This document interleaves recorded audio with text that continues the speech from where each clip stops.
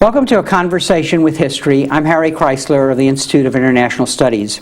Our guest today is David Rieff, who's the author of 5 books, including Slaughterhouse, Bosnia and the Failure of the West, and most recently, A Bed for the Night, Humanitarianism in Crisis. David continues to cover wars and humanitarianism in many parts of the world. David, welcome back to Berkeley. It's always nice to be back in Berkeley. Where were you born and raised? Well, I grew up in New York for all practical purposes, but I was born in Boston and spent 2 years in California between 4 and 6 and change, including a bit of time here in Berkeley. I went to the first half of first grade. Well, now then we understand your whole trajectory of your life then. Yeah. I'm glad you do. So how, in retrospect, do you think your parents shaped your thinking about the world?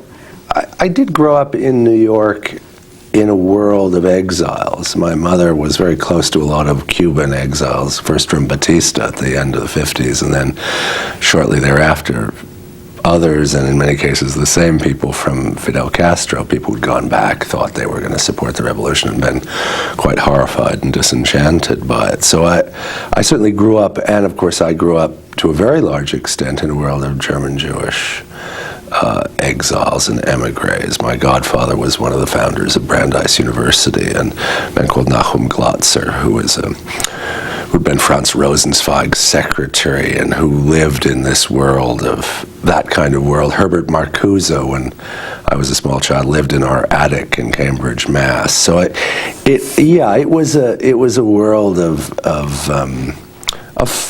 a cosmopolitan world. And then, of course, I went to French schools for most of my elementary school education. I went to the Lycée in New York, and that, too, gave one a somewhat complicated view of nationality in the world. I was already functioning, just effectively in 2 languages. Were there any intellectual mentors other than your parents or the people that you've already named either? I believe you went to Princeton as an undergraduate there or in your earlier schools? I don't know that intellectually. I had a lot of good teachers at Princeton. I was a very indifferent student. I didn't like school much. I liked to travel and I liked to sort of mooch around. And I thought, maybe arrogantly, that I could get most of what I needed on my own. Although there were excellent people at Princeton, notably a man called Robert Darnton, who, because I did history. But as far as intellectual models go, I think probably the deepest intellectual model, or mentor, maybe more than model, was a man who just died at last, called Ivan Illich, who was a radical priest, originally Yugoslav, but who spent his career, as you know, in Latin America. And I dropped out of Amherst College at 19 to go work for Illich, and was his secretary on the first draft of the Medical Nemesis book. And I think that world of radical Catholic thinking was an early model. I'm not a believer in any sense. In fact, I'm a sort of militant atheist. But if there was an intellectual matrix that was incredibly helpful to me, I think it was. Not from reading, but from actually knowing the people. It was probably Illich and these, as I say, these radical Catholics around him, European and Latin American. Was it almost natural that you became a writer? You were suggesting that a moment ago. I think it was as foreordained as things get. I resisted it. I was a book editor for about 10 years because I didn't have the guts, basically, to be a writer. I also think I didn't particularly want to be identified for the first X years of my career as my mother's son, which indeed did happen when I finally did it, and it wasn't so terrible. Yes, I think I always knew I was a writer. I don't think I was much good at anything else. I could probably be an aid worker in a pinch now, but that's a more recent discovery. What is the hardest thing about learning to write? I think the hardest thing about writing is finding the will to keep doing it when so much of the time what you're doing is no good. Particularly now, when I'm so much on the road, I mean, a piece of work, any piece of work is flawed. It's half the time what you're doing is utter crap.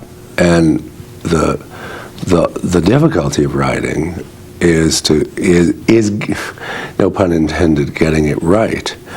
And it's over and over. If you're in the field, if you're covering the kinds of things I'm covering, you're awfully self-indulgent toward yourself. You keep saying, well, I'm doing this remarkable thing, or I'm putting myself in harm's way, or all these sort of self-congratulatory remarks. And you think you should be allowed to, as it were, get away with stuff. But if you have any pride in your craft, you can't. And so I think the hard part, as I say, I mean, writing is a translation into some kind of prose of an experience that on some level is untranslatable. And so it's always an approximation. It's always only somewhat good. I think that's true of every writer. Some people are smarter than their work. There are people whose work is smarter than they are, I think. But you're always failing, and I think that's the great frustration. And that's why writing is actually painful, even on some weird level, almost physically painful, I think.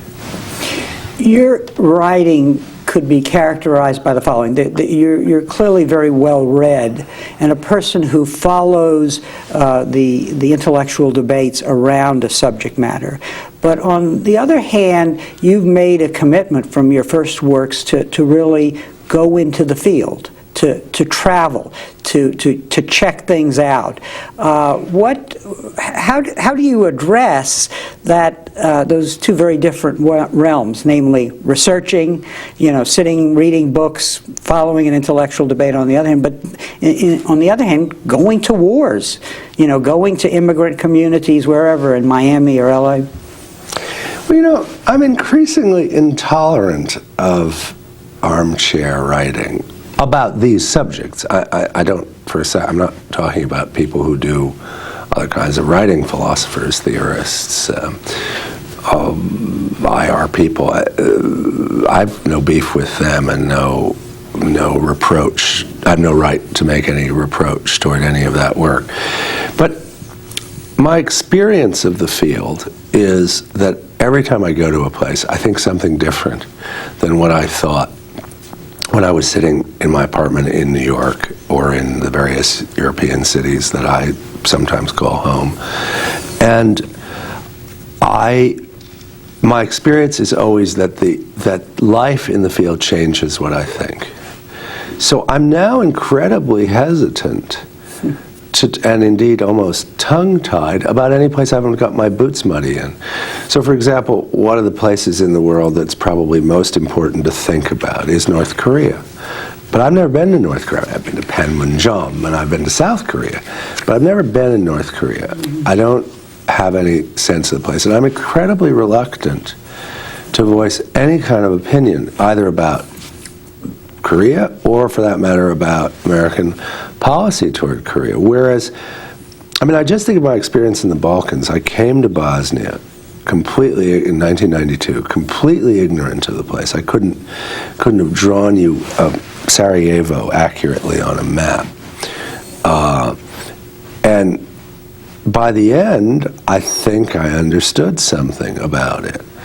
And I guess I'm more interested in writing about subjects that I see than sort of making either lightning visits or... And I must say, the work that's based on... It seems to me it shows. It seems to me the people who parachute in or who don't do it at all, who write about these places from their head, even if they have great heads. And there are, God knows, lots of smart people doing it from their armchairs. There's always something missing for me. And in a way, I'm a kind of sport of nature. If I were to speak cynically about myself, I'm an intellectual who's willing to get shot at. Mm-hmm. And there are not too many of us. It's more common in France. I think there's a big tradition of that in France. And I think in France, what I do would be quite unremarkable.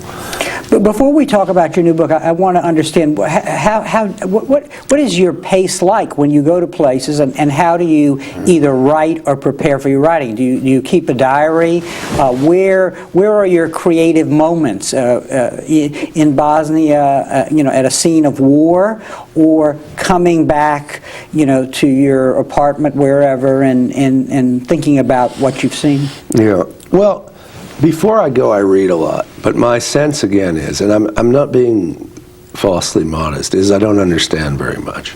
I read infinite amounts. And listen, I read infinite amounts when I'm not in the field on lots of different places. I gave you the Korea example before. I've been reading a lot on Korea lately, but I still don't think I understand anything. So, I go to a place having read lots of books, having interviewed people. The UN, I live in New York, so the UN is very convenient usually for that, because you can go and talk to people at the UN, the desk officers, and even though I've attacked them, they're always very civil. And then there are aid agencies who usually have desk officers in these places, and a lot of the traveling I do with aid agencies. Once I'm there, I just try to take it in. In the Rwandan genocide, in the aftermath of the genocide, I was in eastern Congo, what was then Zaire, and this was this scene of absolutely abominable suffering and death. And I didn't know how to make my way in it. So what I did was I just went to an aid station, and I just sat there for about 10 days and just sat in the corner. And they were aid workers whom I knew, and they just said, well, if you keep out of the way, it's fine. And then I just took it in. I always have a notebook. I'm always writing as I do. Of course, if you're in a bumpy four-wheel drive, the thing bounces around, and sometimes your own notes, even the smart ones, are quite illegible to you afterwards. And then the job, my practice, for what it's worth, is just to write up everything that is in my head every evening, if I'm not too tired and haven't had some arduous or horrible experience. I've been very careful to keep the capacity to write in longhand, even though I obviously use a computer to write pieces, because obviously a lot of these places there's no power. So you may have a computer, but you may not be able to plug it in until you get back to the capital or go somewhere else, and the power is often iffy, so you don't want to get fry the thing. But I just write everything. So I come back from a trip with vast numbers of notebooks and try, I don't always succeed, to write the piece as close to the experience as I can out of that. And then the only other thing to add is then the writing that, even including the things I've read, make more sense. I feel then I can read people intelligently. And so then I may do a lot of reading after, including maybe even stuff I've read beforehand, but stuff that, as it were, went in one ear and out the other. Finally, about your writing, it strikes me that it's interesting and important that you never aspired to be assistant to the Secretary General of the UN or to serve on the National Security Council. So you're really a critic, a gadfly, an outsider. How does that help inform your writing and make it better, if it does? Well, I don't know whether it makes it better, but it is its essence. I really don't have another agenda. When I look at Samantha Power's book on genocide, for example, and I really admire Samantha Power. I know her, she's a friend, I admire her. I feel this is the writing of someone who wants to be Secretary of State one day. And it's a campaign document, as well as a very brilliant book. I don't happen to agree with it, but I think it's an absolutely brilliant book. But I also think it's a campaign document. It's a document of someone who wants a seat at the table. I don't want a seat at the table. On the contrary, I think the essential thing about me is that I'm a critic.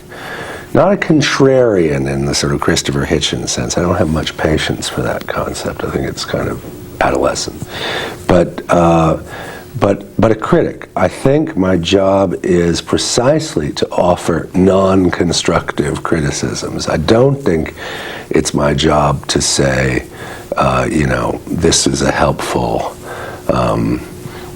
way. It's part of my And that, of course, it gives me a certain standing. It also excludes me from certain things. I mean, I don't want to be consulted about targeting decisions in Iraq the way Michael Ignatieff, for example, is. I don't want to be on a commission if, as General Sherman said about running for president, if nominated, I will not run. If elected, I will not serve. If anyone ever asked me to serve on a distinguished, eminent person's thing, I would refuse, and I've given instructions to my friends to kneecap me if they see any wavering. It seems to me what gives me whatever authority I have and whatever authority I've earned, it's I really am not simultaneously trying to get a job, become precisely special rapporteur for X or Y, or let alone make money, like be a political risk consultant. Or, if Cy Hirsch is right in his account of Richard Pearl, actually make money off some war. I don't want any of those things. I really do want to be a critic. Let's talk a little about your new book, which is called A Bed for the Night, Humanitarianism in Crisis. Help us understand why the humanitarian movement reached such prominence in the 90s. Well, I think there are a number of things to say. The first is that humanitarianism becomes important. I think you have to look at the history of ideas. I'm sort of apologize in a way for starting on a very intellectual level, but I think it's right. The humanitarianism fills, as it were, an idealistic vacuum. Although it actually comes to prominence really in the late 60s with the Biafra War, it really becomes an important idea in the 80s, and that's really when people become disenchanted with communism. In Europe, where the great modern humanitarian movements, Doctors Without Borders, Oxfam, and the like, these are largely left-wing movements. They're people who, many of the founders have kind of hard left pasts. In the case of Doctors Without Borders, the French guys who founded are Maoists and Stalinists and members of the French Communist Party and the like. And they are disenchanted. They're people who read Hannah Arendt and Solzhenitsyn. They're people who for whom the God failed. And I think humanitarian action, emergency relief, is a kind of salvage operation in ideological terms. You no longer believe that you have a way of a new system that will change the world. What you believe in is a kind of ideal of human solidarity, of helping your neighbor. And incidentally, obviously, since a lot of the left by the 60s and 70s is concerned with the third world, it's interesting, of course, that these humanitarians are also concerned with the third world, although obviously in terms of relief. So that's one element. The paradoxical element, I think, is humanitarianism could never have assumed the importance it had. These independent relief groups, these non-governmental agencies, NGOs as the term of art has them, they could never have the importance they have secured for themselves without, as it were, the Thatcher-Reagan revolution, without the privatization of the world, the withdrawal of government from all these functions. So on the one hand, it's the ideological vacuum left by communism, the discrediting of the communist ideal. On the other hand, it's this new world order, and I say the phrase without any irony, in which basically the new idea of capitalism is to subcontract all these activities that used to belong to states to private groups, 1,000 points of light, to use George Bush 41's phrase. And so, whereas in the past, most relief work went government to government. It would be U.S. government, Agency for International Development, to country X. Now it's through these NGOs, and they achieve a kind of prominence. So I think I think also humanitarianism is the idealism of an age of reduced expectations. I also think, having said all that and tried to be analytical, it's this incredibly noble idea because, as some French humanitarian said, it's the idea that people are not made to suffer, which, if you think about it, is a very strange and radical idea. I mean, all religious traditions believe people are made to suffer. Now, it's your argument that something very substantial happened in the 90s in places like Bosnia and Rwanda that led humanitarianism to become part of, well, I guess if you were doing a military analysis, mission creep, to essentially move away from its primary mission. And I would like to actually explicate that by going through some of the ideas that you developed. One important ingredient here is that humanitarianism became more important because of the breakdown of world order, or it appeared to be breaking down after the fall of communism, and of order in places like Bosnia. Tell us a little about that and your experiences and the kind of evolution that seemed to occur before your very eyes. Well, originally humanitarianism it goes back to the missionaries. Humanitarian action is about what an ICRC, what a Red Cross official once described as bringing a measure of humanity, always insufficient, into situations that shouldn't exist. In other words, it was battlefield medicine. It was the model was the medic on a battlefield. Even if the medic, it wasn't medicine, even if it was doing water and sanitation in a refugee camp. But that was the idea. But then I think what happened on a very deep level was that the humanitarians assumed a different role. In a world where the Cold War wasn't important, humanitarianism could assume a central role, all out of proportion to what actually happens. Because after all, there are no humanitarian solutions to humanitarian problems. That's an axiom. Every aid worker will tell you that, and it's obvious if you think about it. I mean, how could there be? Giving someone a bed for the night, to use my title, doesn't change the fundamental thing that got them in need of a bed for the night in the first place. All you can do is, this is palliative. But what changed with the end of the Cold War was this. During the Cold War, every inch of the globe, every square inch of the globe was of value to both sides. It didn't matter if it was Rwanda or Somalia or East Timor. It was part of the Cold War conflict, and we wanted it for our side, and the Russians wanted it for their side. And so the world was a battlefield.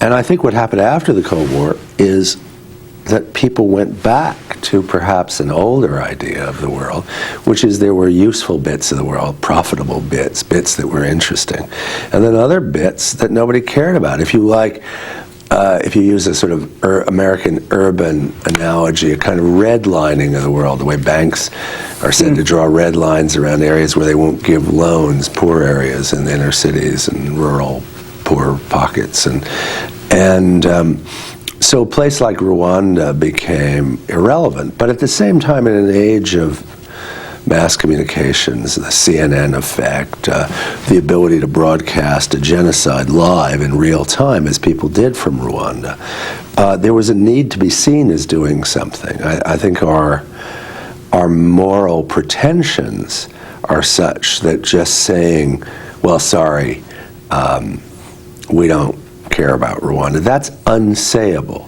I think that's what people say in private. I mean, having knocked Samantha Power, I should say quickly that one of the great things about her book, I think one of the astute and valuable, lastingly valuable things about her book is that she points out that the U.S. didn't intervene in these things, not because it couldn't, but because it didn't want to. Mm-hmm. So in private, people may be as cynical as ever, but it's inconceivable that a Bill Clinton or a George W. Bush or whoever could say, as Neville Chamberlain said of the Czechs after the Munich crisis, they were a faraway people of whom we knew little. On the contrary, you have to care. You have to bite your lower lip, Bill Clinton style, and say you feel everybody's pain, even if really you're telling them to go to hell by your policies. So the humanitarians began to play this rather hypertrophied role of what I call designated consciences. Because you would say, USG or the British government or the French government could say, what do you mean we don't care? We have our Doctors Without Borders or the International Rescue Committee or Oxfam saving lives. That was one thing. And at the same time, the prestige of humanitarianism, particularly in Europe, meant it became a political force to be reckoned with. That's less true in America, where humanitarian aid agencies have traditionally been more aligned with government and less generously supported by popular groups. I think probably the only exception in the States would be faith-based organizations like the evangelical group World Vision or the Catholic Relief Services, which have tremendous authority within their own constituencies. Catholic Relief Services is probably the one I'm most familiar with. Has a great deal of its money from an annual bishop's appeal, where one Sunday a year, every Catholic church in America, the parishioners are invited to give money for this purpose. But in Europe, the humanitarian impulse was also tremendously powerful, and I think governments both found it useful and irresistible. It became the kind of prestigious way of thinking. It became a kind of secular religion, rather like human rights. But then something more sinister, to come back to your original point, came in, which is governments saw that humanitarianism could be used as a fig leaf for all kinds of political agendas. In the Balkans, what we discovered was that humanitarianism became the excuse for non-intervention. That basically, particularly the British and French governments, the Americans under both Bush Sr. and Clinton were just inept and divided, but the British and the French knew what they wanted, and what they wanted was to contain the crisis rather than bring it to an end. But they knew their publics wouldn't buy it. They knew you couldn't have blonde children being blown to bits in primetime television and just say, sorry. Maybe that works in Africa, but it doesn't work when it's in southeastern Europe. That's the sad reality of the world. So the humanitarian effort became a way of saying, we're doing something. And then further, and this is where it got very sinister, they began to say, we can't intervene militarily because that would mean stopping the humanitarian effort. Mm-hmm. So that we, in effect, we can't intervene, because if we intervene, we'd have to pull our humanitarians out, and they're doing this life-saving work, and all these children will starve to death in the winter snows of central Bosnia. That's one version. In Kosovo, you had the opposite version. Kosovo was not a humanitarian crisis. It was a political crisis. You could argue the Serbs were committing war crimes. You could argue their rule over the Kosovars was wicked and illegitimate. You cannot, however, argue that it was a humanitarian crisis, because the humanitarian crisis, the mass deportation of the Albanians, only took place after the war began. Now, what happened, though? The humanitarian imperative was used by the great powers as a pretext for intervening, whereas what they were really doing was saying, we're sick of Slobodan Milosevic. He's a threat to the good order of Europe. We gave him a free pass after Bosnia, but he's abused the privilege, and now we're going to take him out. That's what it was really about. But you could use humanitarianism because it had this prestige as a way of marshalling support. You had Tony Blair, the British Prime Minister, saying this is the first war fought for our values, not for our interests, et cetera, et cetera. So increasingly there was, to use a kind of historic compromise, a kind of marriage, a kind of fusion between humanitarianism, which starts as an independent, impartial, separate idea, with state power. So that now, I think after Kosovo and Afghanistan, and now with this looming war in Iraq, it's harder and harder to see where the space is between the great powers interests and the humanitarian enterprise. In preparing for this interview, it struck me that the title of your book, A Bed for the Night, which comes from a Brecht poem about helping the poor for the night with a bed and food, actually refers to the relationship between the humanitarianism and the state. It is a bed for the night. Now, what I'm curious about is what was then the response on the part of the humanitarian movement? Because I believe what you're suggesting is, faced with the kind of dilemmas that arose in Bosnia, that some branches of humanitarianism chose to embrace the human rights movement, which is to say, well, if we're really going to solve this problem, we actually have to bring human rights to the people in this afflicted area. But you see that as having negative consequences. Why? Well, first, if I may, let's talk about the description. I think that it's absolutely true that the lesson of the 90s for many humanitarian relief workers, and the best of them, not by any means the time servers, but the really good ones, the ones who were really thoughtful, because there are no villains in my book or in my account of this. I think everybody's honestly groping for some solution to these very, very harsh dilemmas, including, to use the old-fashioned meaning of dilemma, a situation that has no good solution, which after all is the original Greek idea of what a dilemma is, not simply a hard choice the way it's being used, the way you know the right choice, but it's very difficult and it has costs. I think what people saw from Bosnia, from Rwanda, from Somalia, from Kosovo, was that not only were there no humanitarian solutions to humanitarian problems, but that if humanitarians were ever to hope to contribute to a solution, it had to be in tandem with other movements. So humanitarian actors began to see themselves as part of what, if you want to call it that, a kind of holistic solution, as part of what in kind of government speak is the toolkit of international mediation, diplomacy, conflict resolution, etc. So what humanitarians did was, I think, to think of themselves as actors in this movement for peace and justice. Now, the left-wing ones thought that was through the UN or radical moves for justice, the debt relief movement or the other. The ones who had more perhaps conventional politics saw it as through Western governments.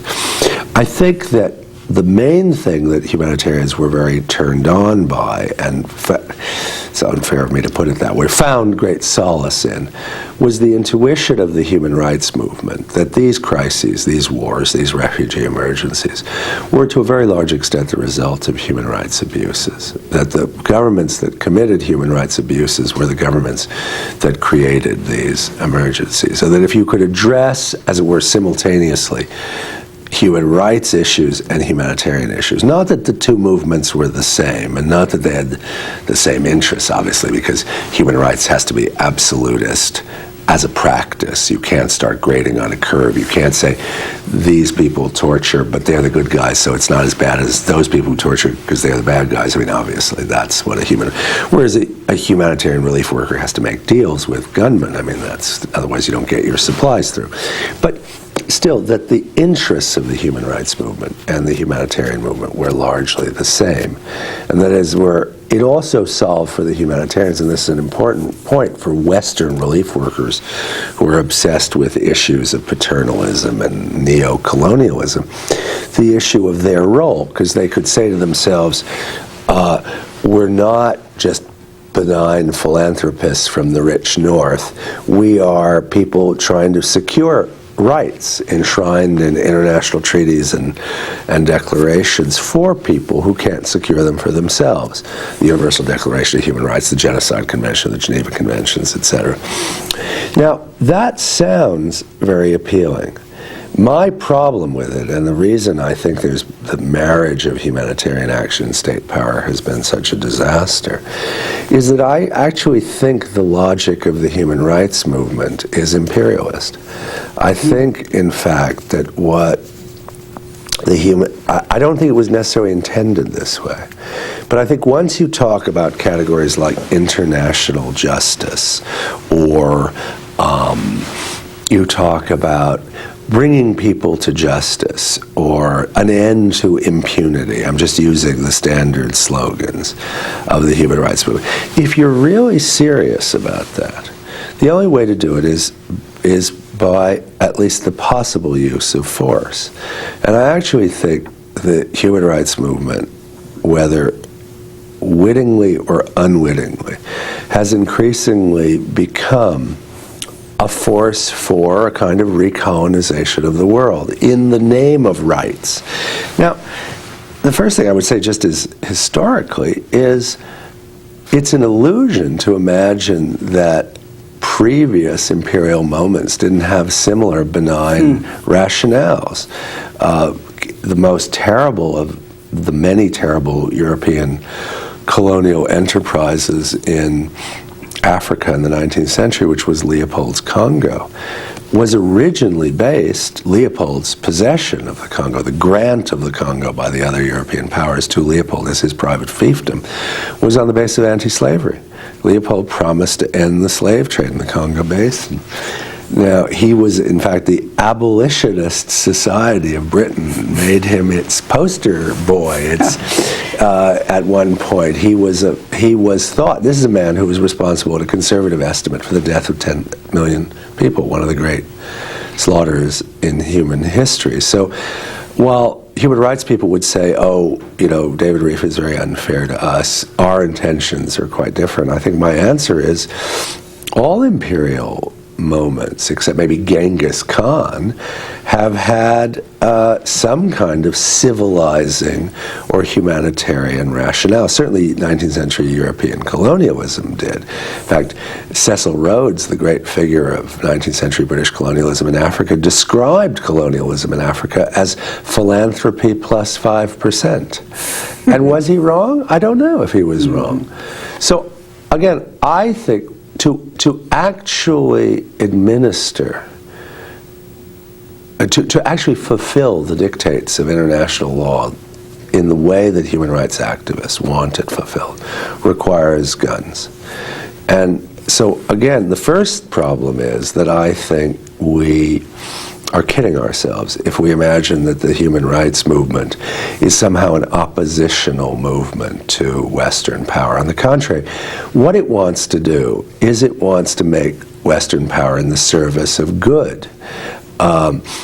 Samantha Power, again, is a perfect example of this as far as I'm concerned. What her book is a call for the United States to impose an idealistic Wilsonian order on the world, but preferably by diplomacy, but by force if necessary. That's why, frankly, I find the critique of the Bush administration by the human rights movement so preposterous. I think actually the Bush people have a much stronger case. I think the hard Wilsonianism of a Max Boot or a Robert Kagan is a hell of a lot more intellectually coherent than the kind of imperial idealism masked and sort of swathed in septic sheets of international law of Samantha Power and the Soros Foundations. I mean, I don't necessarily share the rights view, but at least seems to me, as I say, it's much more both coherent and honest. I think that, however, that even if you agreed with these premises, that by making humanitarianism an adjunct of these larger ambitions, you paradoxically diminish it. That what's great about humanitarianism, and that's really the sort of the argument of my book, is that humanitarianism is a limited thing. It is bringing a bed for the night. It's not able to solve these problems. It shouldn't be viewed as a kind of ideological basis for anything. It should be impartial. And it can't be impartial if it really is going to be based on becoming the service arm of imperial power. So I guess it's odd, because I came into this thinking about these issues more than a decade ago in Bosnia, believing that the International Committee of the Red Cross, with its neutrality and its insistence that it couldn't take sides, I came thinking this was tremendous moral failing. And I've come out of the last 10 or 11 years thinking, however austere a creed that neutrality is, it's the only way to do humanitarian aid in a way that fulfills these, again, limited ideals. You're not a pacifist. You're not categorically opposed to intervention. As I read what you're saying, you want intervention to be judged on political grounds, not on humanitarian ones. Is that fair? Absolutely. No, I'm anything but a pacifist. What I'm not, however, is for, as it were, endless wars of altruism. Again, I feel that the human rights movement, if it had its way, would plunge us into epics of war. I mean, when I read, again, an R.E. Nair, a Samantha Power, a Bill Berkeley, Kenneth Roth, saying that the problem, for example, in Iraq is that we're not consistent, that we're going to intervene in Iraq, but we're not going to intervene in 6 other places. I mean, my view is, again, this is a plea for endless colonial wars in the name of human rights norms, and that scares me to death. I think war. I had a conversation with Robert Kagan not so long ago in Berlin, in which I was really asking him what he thought. And he said, look, I'm not necessarily for going to war, but I think our presumption should be to lean toward intervention, not to lean away from it. And I think that's exactly the presumption of the human rights movement, whereas my presumption is the opposite. It's not that we should never do it, but it's that we should precisely lean away from it, that there really needs to be, that war needs to be an exceptional idea, and one that we do that we do without the idea that it's a precedent for something else. I mean, I wish we'd intervened in Rwanda, but had we intervened in Rwanda, that would not have made me think we should have intervened then in Congo, or in Angola, or in Sudan, or in Sierra Leone. I mean, anything but a pacifist. But I'm skeptical of intervention in the name of these norms, because in a way, I think the problem with human rights norms in the abstract is they don't have any, as it were, objective correlative in the countries in question. What you're really talking about is colonization. And I just don't feel we're smart enough. And I also don't think there's any will. I once wrote an essay about liberal imperialism. This was about 4 or 5 years ago, in which I said, yeah, if you really wanted to make the lives of ordinary people better in lots of places in sub-Saharan Africa, for example, you'd probably impose a kind of UN mandatory system and put the things under administration, rather like we put the Balkans. I mean, what have we done in the Balkans except said they can't govern themselves, and we're going to turn them into a protectorate for the foreseeable future? I mean, I think there'll be European and American troops in the South Balkans basically long after, well into the 2020s. That may be true, but certainly, even if I'm right that people would be better off, I don't think any nation has, the wisdom to govern well and to be this colonial power. I do believe, corny as it sounds, that, in Lord Acton's great phrase, that power corrupts and absolute power corrupts. Absolutely, that's my great worry about America at this point.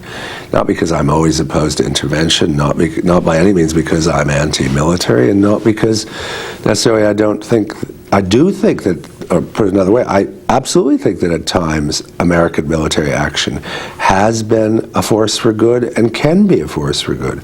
But I think the absolute power of the United States is going to corrupt the United States if it hasn't done already. I think it already is corrupting. And again, when I read of Samantha Power basically saying the problem is not U.S. power, the problem is just that U.S. power isn't pledged to righting all the human rights wrongs in the world, I think, well, okay, this is the new imperialism with a vengeance. This is the American empire, and I prefer the American Republic. But that has nothing to do with pacifism. I would like to say one thing about that, though, which is that I'm very skeptical, as I say, of humanitarian intervention. Again, with exceptions, Rwanda being the one that, having seen the Rwandan genocide with my own eyes, I can tell you that I wish more than I can express that the 82nd Airborne had dropped from the skies. But in the case of Bosnia, I wasn't for intervention in Bosnia because I thought that it was terrible that people were suffering. And yet, I lived in Sarajevo during the war, so it's not like I didn't know what people's sufferings were. I was for intervention in Bosnia because I thought my own country, a democracy, had both the right and, in my sense, the interest in supporting this fledgling democracy in the Balkans, that would have been a political intervention, precisely as you say. Whereas, by the same token, I completely oppose the intervention in Iraq, the one that by the time your program is broadcast, I assume, will have already been started and perhaps even ended. Because I don't think it's the job of the United States to build democracies from whole cloth. That's Wilsonianism to me, of the most crazy kind. I get the sense that you're moving out from the library and traveling to all these places as you have in the last decade and more and up until the present, that you're a realist in two senses. One, you're a realist in, well, you've seen war, and it don't necessarily work the way the planners think it will on the one hand, but on the other hand, you're a realist in the international relations sense, in using power widely for the national interest. So if that is correct, then how do you apply that to criticizing what is now the implementation of a neoconservative agenda? You've already touched on that, but is there anything else that you would like to say about that? Well, I don't think the institution, I am a realist. I'm absolutely a realist. I'm a realist who, Walt Whitman style, thinks we should occasionally contradict ourselves. That is, in very exceptional cases, we should put aside our realism and do it anyway. Rather like saying, well, you don't want to sin, but we're all sinners and we sin occasionally, which was sort of the French view of the Kosovo intervention. It was illegal, but hell, we're all sinners, and we all sin occasionally. The phrase is Ivo Dolders, and it's right. I think we should have intervened in Rwanda just because we could have stopped it, and it was the greatest slaughter in our time, and we could have prevented it, and there literally almost 1 million people would be alive today if we had. Extraordinary figure. But I am a realist, largely speaking. I think American realism is absolutely the best diplomatic tradition of this country. I also tend to share the view, the very anti-Wilsonian view, not of the left, for which I have, whose sort of almost sense of the genetic wickedness of the United States seems to me both adolescent and ahistorical. I mean, the United States has committed great crimes as well as done marvelous things like every great power. I think it's just American exceptionalists. The Chomskys of this world, to me, are just American exceptionalists turned on their heads or curdled in the refrigerator. But I think that John Adams's contention that it was not the job of the United States to go out and fight monsters is very much my view. And if we are going to fight, we should fight for reasons. Again, it seems to be destroying the synergy of the Taliban and Al-Qaeda in Afghanistan was perfectly rational and sensible use of American power, and to me, an absolutely inescapable one. Iraq seems to be a complete elective, and the notion of preemptive war that the Bush administration, contravenes every realist ambition that I can think of. The utopianism of the administration is, frankly, what perturbs me the most. On the one hand, utopianism. On the other hand, a refusal to think in terms of interests. It seems to be any realist looking at the world today would say that solving the Arab-Israeli dispute, or at least advancing its solution, which it's within the power of the United States to do, to advance it, solving it's another issue, would further the interests of the United States with much more certainty than dealing with Saddam Hussein, awful though he is, and I agree with the Bush administration's account of him. I think we need to I think what's happened is, both on the right and the left, there's been this revival of this millenarian fantasy of American omnipotence. The human rights and humanitarian left thinks the United States can right all the wrongs in the world, and the hard Wilsonians, the right, the neoconservatives, think the United States can remake the world in its own image. Both of these things seem to me to fly in the face of history and reason. The United States is a great power, but no great power is omnipotent. And I guess that's again why, frankly, the human rights left scares me as much, if not more, than the Bush administration. You also worry about the domestic price that we're going to pay for this new global assertiveness in the war on terrorism. I know I heard you once talk about having witnessed some of that in Europe. That is what the war on terrorism did there, and what it might do to us here domestically. By that I mean the threat to civil liberties and to our domestic politics. Well, look, I think every war is. The reason, among the many reasons to think of war as genuinely as a last resort, to lean away, to use Kagan's phrase, although obviously not in the way that Kagan would endorse, to lean away from the use of force, to think about the use of force as really something that is exceptional, is that all wars brutalize you, even if you win them. And the United States has a brilliant army. In many ways, it's one of the most interesting and dynamic and admirable institutions in this country.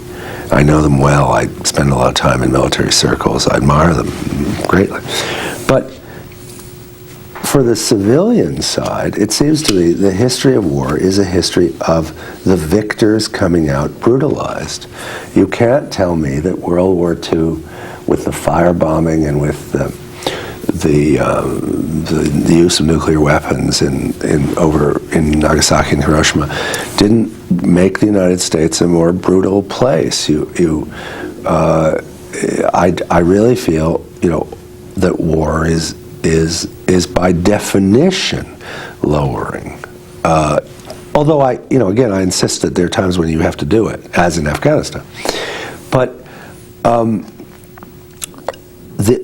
the terrorist war has a particular difficulty, which is that the temptation to break the rules, to torture, to execute in a summary way, to assassinate, etc., to all the tools of dirty war, are almost inevitable in a terrorist war. Partly, incidentally, because we're in a terrorist war. The difference, there's some fundamental erasing of the boundary between war and crime. What's interesting about war, what's in a way admirable about the soldier's vocation, is that there are rules. Soldiers really can't do certain things. Yes, do they sometimes disobey those rules? Absolutely. Are those rules all they should be? Probably not. But a soldier can't just do anything.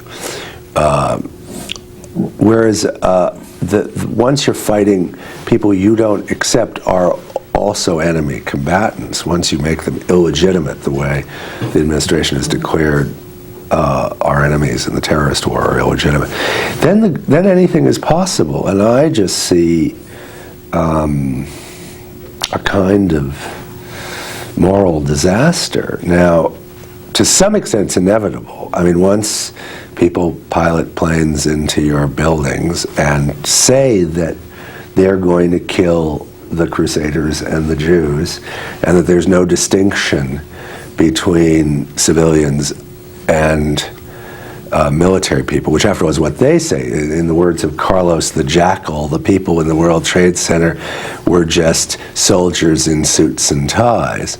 And I think that certainly follows bin Laden's view, the Bali bombing, all these things. But again, there's probably some inevitability to it, but I think we're going to end up